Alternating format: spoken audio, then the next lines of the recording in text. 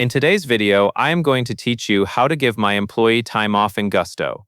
This process is useful anytime an employee has scheduled vacation, needs sick time, or you simply want their time off to be recorded correctly for payroll and reporting. Before you begin, make sure you are signed in to your Gusto account and that you have permission to manage team members. Start by looking at the menu on the left side of your screen. Click on People. From there, choose Team Members.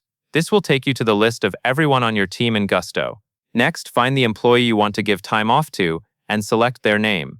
Opening the employee profile is important because time off is managed at the individual level, so you will always begin from the correct employee record to avoid entering time off for the wrong person. Once you are on the employee's page, locate and click the Time Off tab.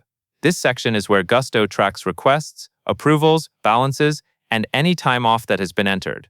Taking a moment to confirm you are in the time off area helps ensure you are not changing other employee settings by mistake. Now, click Add Time Off.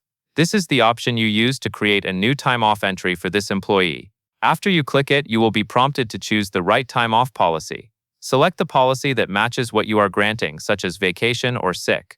Choosing the correct policy matters because it affects how the time is categorized and how balances are calculated. After selecting the policy, choose the dates for the time off. Be careful to double-check the start date and end date so the employee's schedule and payroll remain accurate.